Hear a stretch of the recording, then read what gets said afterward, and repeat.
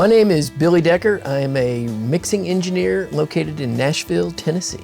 I played in a band in college, and I wanted to make my band sound better and make more money, so I thought if I could learn how to make a better demo tape, I would further my career that way. And once I actually went to audio school, I realized I was way better at making the music on this side of the glass than making the music on that side of the glass. I usually grab 4 vocal takes, top to bottom. I don't like to stop a singer. I let them go the whole way through the song, and then I'll just piece it together later. But I always just go for performance and try to put them in a headspace, joke with them, laugh with them, just make them feel as comfortable as possible. Do your homework, know the song, make sure your voice is well rested, and if you're old enough and of legal age, drink whiskey, because that just gets rid of everything out of your throat. Don't drink too much, but maybe take a little shot, mix a little honey with it, and it'll burn all that nonsense right out of your throat. And you'll end up sounding great, but don't drink too much, because then you won't sound great. To be honest with you, great songs are easier to mix. I don't know if it's a mental thing where you're just into it and everything sounds better, but a great song will never change. My vocal chain for male and female singers has actually been the same for the last, 15 years.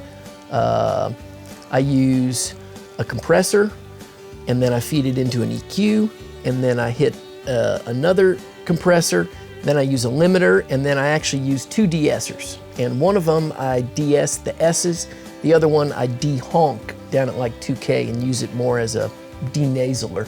But it's the same. I put a little verb, a little delay, and the delay I use is just Echo Farm. It's an old crappy guitar pedal, and it seems to work though.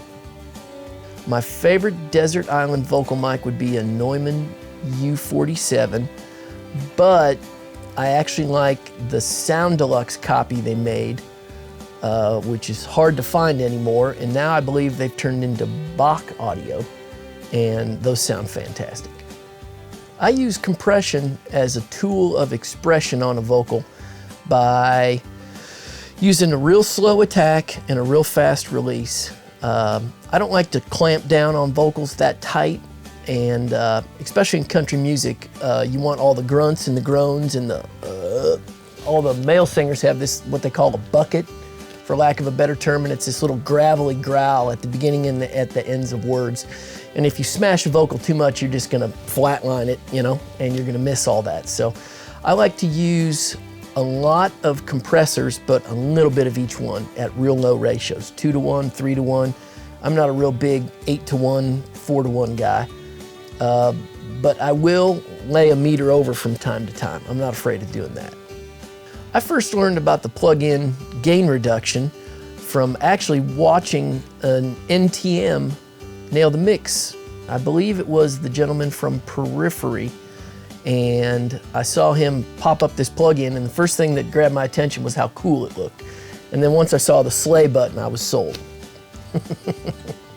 Gain reduction has really helped me because there's a big renaissance of the lo-fi vocal going on in country music right now, and the ability to just automate it and then snap the lo-fi button right within gain reduction, and it doesn't totally telephone it, but I actually use Futzbox a lot, but a lot of my complaints with that is like, oh, it's too telephony, can you split the difference? And gain reduction is the perfect blend of splitting the difference.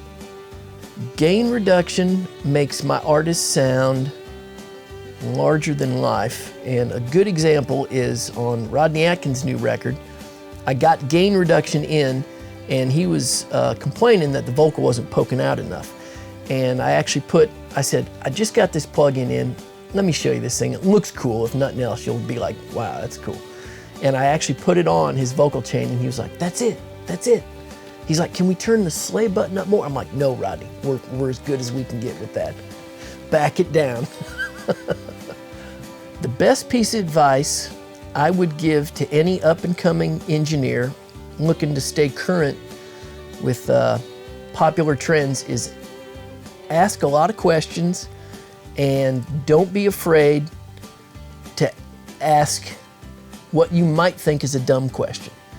Because in my opinion, the only dumb question is one that's not asked.